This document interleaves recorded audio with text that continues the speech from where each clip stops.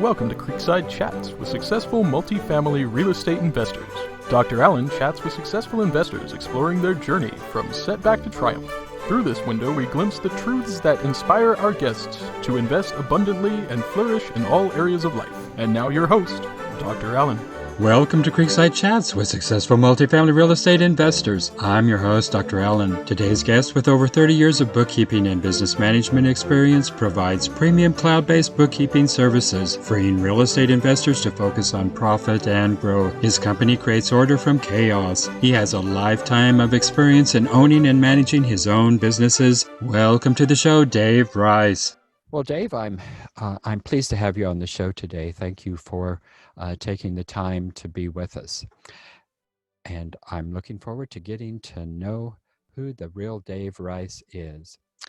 And I think if I had listened to a motivational speaker many years ago, I don't even remember what his name was, but he said that to know the adult in me, you really have to know the child within me.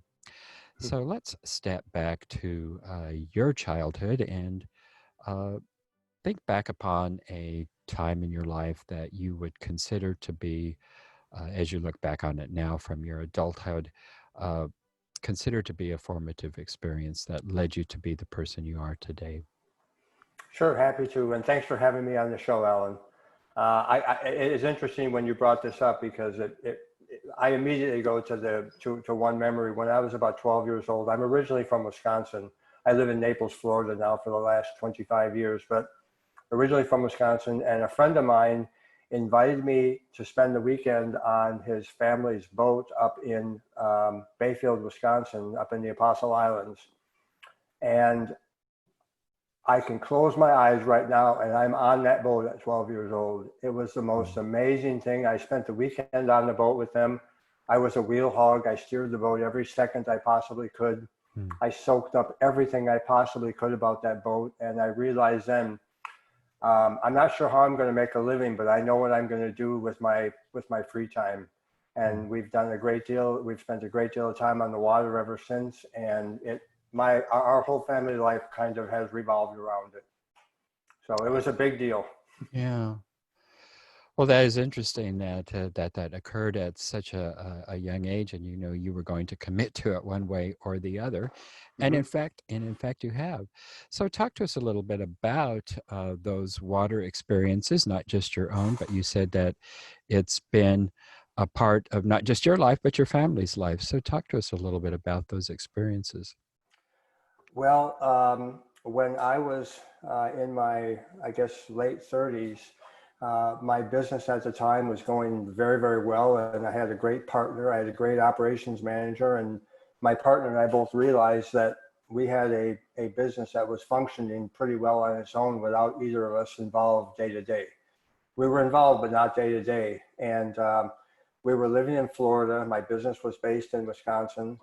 And we bought our first cruising boat, a little Grand Banks 36, and an old captain friend of mine started getting charts out and explained to me how to get from where we were to the Bahamas.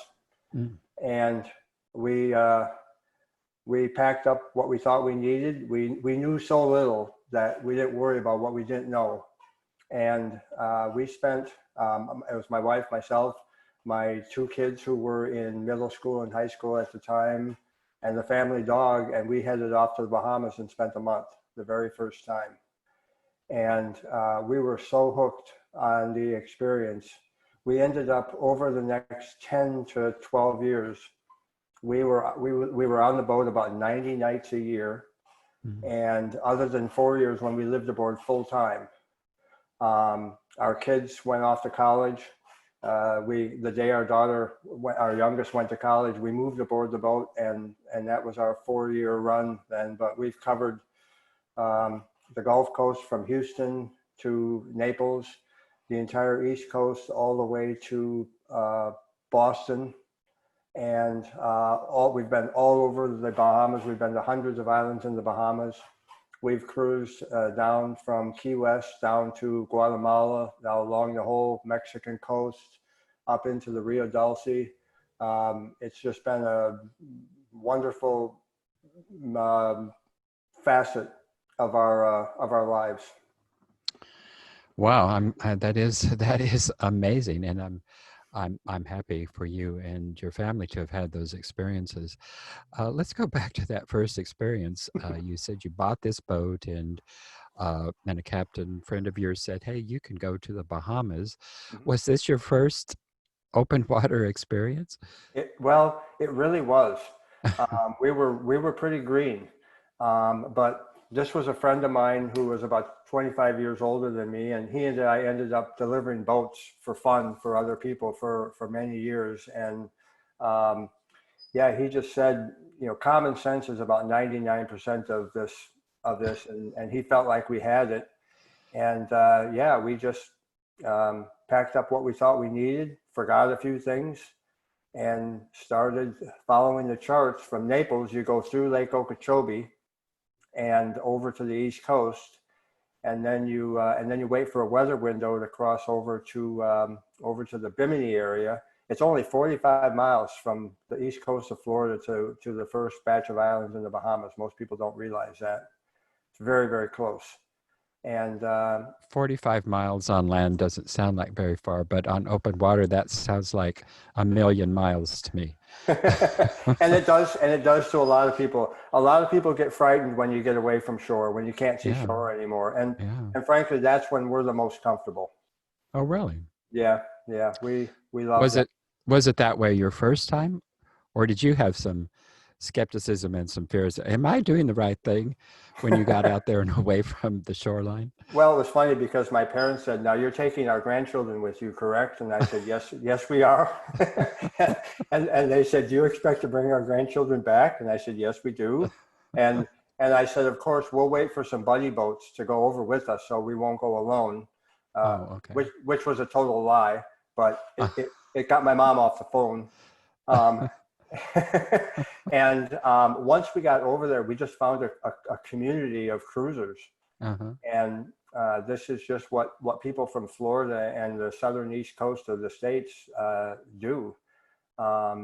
And we meet the most interesting people. We loved living in marinas. I find it interesting that, and I always tell people this, the one thing I take away from meeting other cruisers is nobody cares what you do for a living.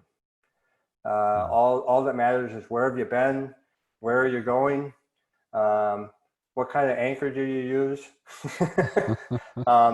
It's just a Yeah. fun way to live, and frankly, I highly recommend it. We were thrilled we lost kind of 10 years of our business lives, but as you'll gradually learn, we don't regret it for a second. Yeah.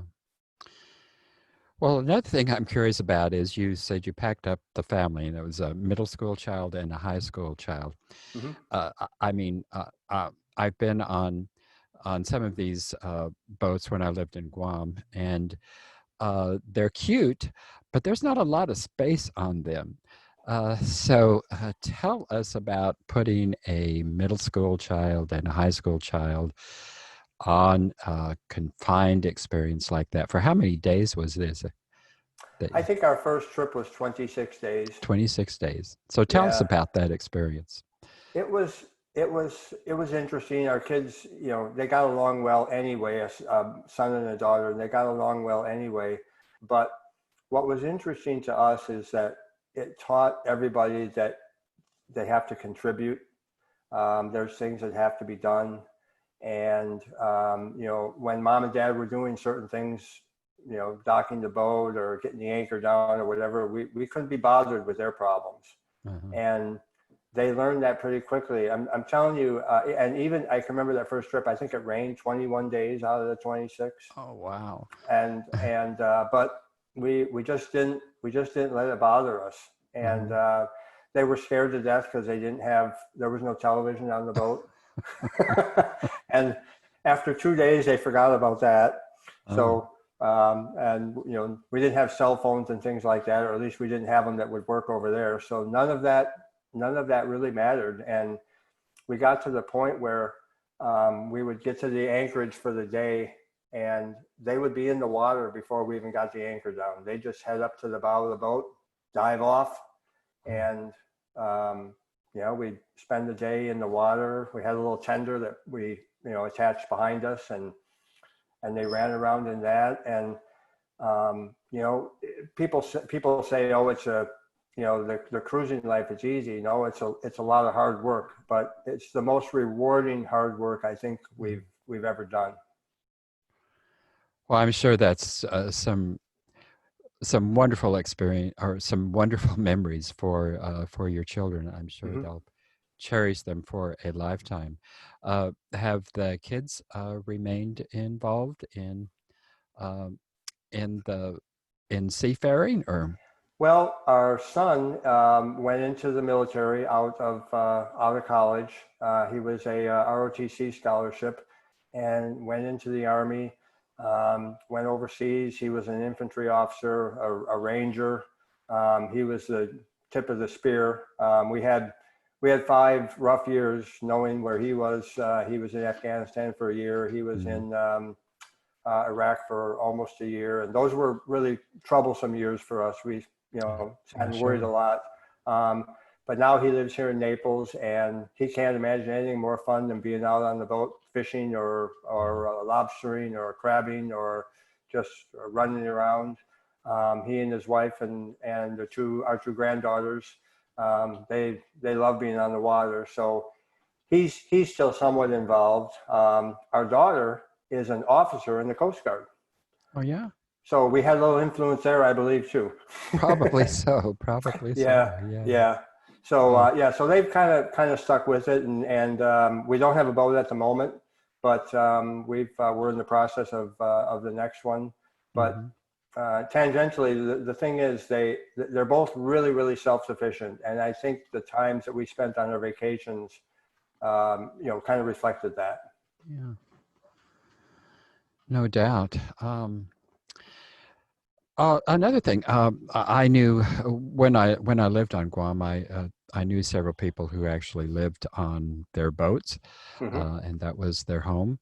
But most people have never even heard of the fact that people can actually do that. You did that for 4 years, that you were telling us. So tell us about those 4 years, and what was it like living on a boat for that length of period of time? Well, we went through phases where we were traveling. Those 4 years were spent pretty much between Florida and the Chesapeake. We kind of cruised with the seasons. We were known as snowbirds. If it got a little bit cold, we headed south. If it got a little bit warm, we headed north. But we got to the point where we found that if we got to a place and rented a slip for a month, we could stay long enough that we would start to, learn about the community.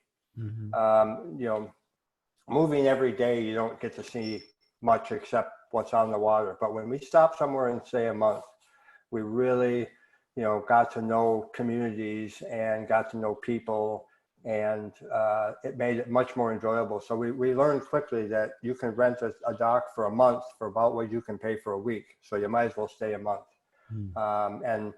We spent a month in the Inner Harbor in Baltimore and saw everything there. We spent a month in Washington, D.C. and, did everything we could do in the D.C. area. And then places all on down Virginia Beach, places on the Albemarle Sound, all through North Carolina, Charleston, Savannah, Hilton Head, all these places we would. And when we got to a place we liked, we might stay 3-4 months. So we were living on the boat and not really traveling, but we had bicycles. The car was history. We were, the car was who knows where. So if you wanted to get somewhere, you walked or rode your bike, and occasionally a taxi to get groceries or things like that. But it was a kind of a nomadic, fun lifestyle, and just meeting people that were doing something different.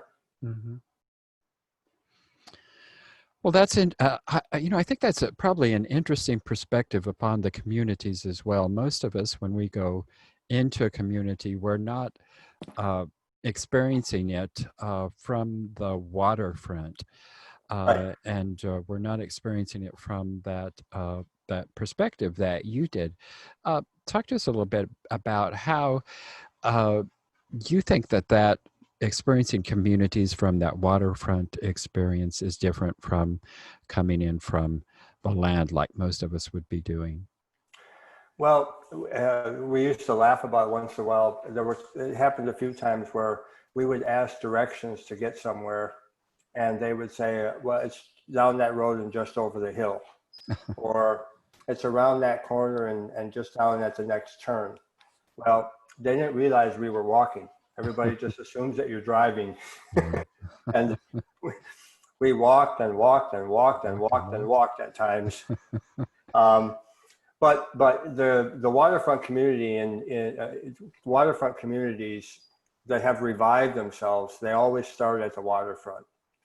And old communities that want to revive, when they start at the waterfront, it makes it a whole new interesting part of the community. Yeah. Restaurants open up and outdoor places where you can eat outside, and it just becomes an interesting gathering place. You know, the farmers markets end up in those kind of places. Yeah. And just great places to meet people. Yeah, I'd spent some time in Baltimore in, I don't know, I think it was I don't remember. It was either the late 90s or the early 2000s. But anyway, I remember their waterfront and all of the revitalization that was going on down there on the waterfront. But, you know, once again, I was experiencing that waterfront from the perspective of a lander, not an ocean goer. And I can imagine that you had said that was one of the places that you had spent some time, that just docking there on that waterfront and experiencing it there from that waterfront was considerably different than my experience. I was at a convention or something, so we were in the convention centers, but that's where they're putting their convention centers, is down there, right on those waterfronts. But still, it, you know, even though I was doing a considerable amount of walking too, but, you know, even though it was down there on the waterfront, I don't think that I ever really, I don't recall ever actually going to the shoreline even. So, so yeah, a real different experience that I could imagine that you had. And you know, like you were saying, the people that you're meeting a lot of the people you're meeting are doing the same things you're doing. So right. So I can imagine that there's, even though you're all, you have the one thing in common in that you are traveling by boat and having kind of an itinerant life. I'm sure there's a great deal of diversity in people that you are meeting along. Huge. Yeah. I can imagine. So you said the furthest north you had been, what is Chesapeake, or had you? Actually, we've been all the way to the Cape Cod Canal. That's as far north as we've been on a boat. So we were almost to the Boston Harbor. Long ways. We've also cruised on Long Island Sound in other people's boats, and that's a blast. Going through New York City, seeing New York City by water, it's a tremendous experience. I'll bet, yeah. You know, when you see the Statue of Liberty from the water, it's a whole different perspective. So yeah, it's been a great experience for us. You know, like I say, my professional life has revolved around my boating life. Well, now that you mentioned that, you're very fortunate that you were able to construct a life where your avocation was really pretty much a dominant aspect and a dominant part of your life. Most people aren't able to make that choice. Right. So talk to us, how was it that you were able to actually shape your life so that you could partake in your avocation? Well, we never really intended for it to start to happen. It just, and I think maybe that was why it happened, because we didn't really intend for it to happen. My business partner at the time, and we were in business for 22 years. Uh, we had started the business in South Carolina. He preferred to live up in northern Wisconsin, and we were a complete virtual business, so we could be wherever we wanted to. And he was the managing partner because I had other business interests, so we moved the business where he wanted to live.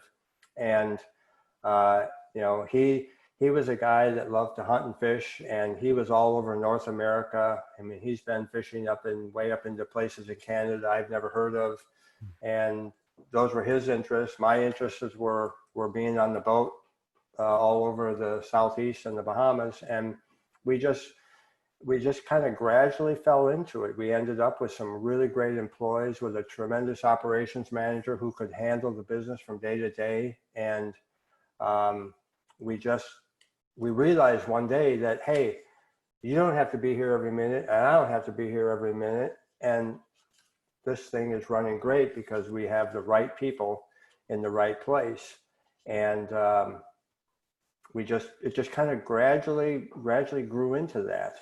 And then after 22 years, we had a chance to sell the company. We did. And actually that was when the last phase of our liveaboard time happened. So we were able to kind of enjoy the fruits of those 22 years and take a little bit of a break from the world, and we don't regret it for a second. Yeah. So this was back in, was this the 80s, 90s? No, this was from about 2000 to 2010. We were maybe 1997 to 2010 was our really heavy years of lots and lots of time on the boat. So the kids would get out of school, and we would say, do you want to do the summer things here, or do you want to go cruising? And they would say, well, give us one day with our friends, and then we're ready to go. And that's what we would do.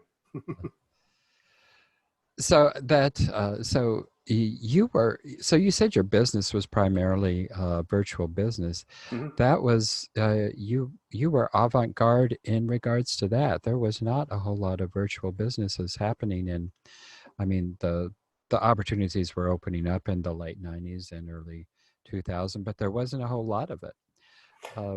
So talk to us about that process. Well, again, that kind of evolved as well. My background is pharmacy, actually, and we built a practice of doing. We had a veterinary-only specialty pharmacy, and it kind of grew organically, almost by accident. And we ended up with veterinarians and clients all over the country. We were compounding all kinds of different medications that they needed and shipping them, to our clients. We worked from the telephone. We didn't even have a website at the time. We ended up at the very end, but this was before the internet was really a big part of this. Yeah. And we had literally thousands of clients that we spoke to on the telephone, and that's all it was. And it just worked very, very well. And it actually made the virtual business we're in now so much smoother, because I felt like we had a handle on how to do this. Yeah. Well, you make all of it sound so easy and like it was all just accidental. I can't believe that it all came together that easy, because that's just not real life. But I'd like to explore this a whole lot more, but we are coming to the end of our time here. But I'd like to give you some time here before we totally conclude here, to talk about how it is that in terms of your bookkeeping and accounting business, that you are able to help real estate investors. Happy to. We're real estate investors ourselves, and about 3 years ago, I was talking to another investor, and somehow bookkeeping came up, and I said, well, my wife Laurie is an accountant, has an accounting degree, and has done our books for our small businesses for years. And he said, well, we need help. And we kind of thought about it, and we've always worked from home, and got to thinking that maybe this was a possibility. I put a note in LinkedIn and started with a couple of clients, and our business exploded. And over the last 3 years, we've built a client base of people all over the country who we do their books virtually for them. And it's interesting you mentioned it, but I've skipped over all the failures that we have had in between, and there have been plenty. But it's our chance to be the windshield once and not be the bug. Yeah.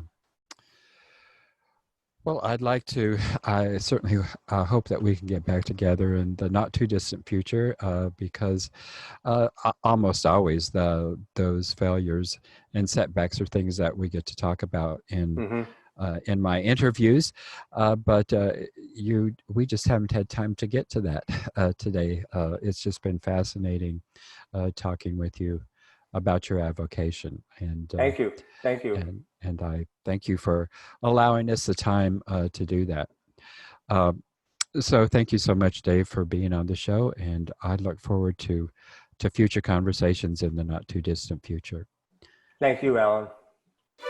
Thank you for tuning in to Creekside Chats with Successful Multifamily Real Estate Investors, brought to you by Steed Talker Capital. Steed Talker Capital works with both new and established investors nationwide, creating opportunities to flourish in all areas of life. As part of our efforts to make the world a better place, Steed Talker Capital contributes to activities and organizations committed to better understand the equine. These endeavors attempt to enhance the human treatment of horses worldwide. Steed Talker Capital, working for a world where all creatures great and small flourish abundantly.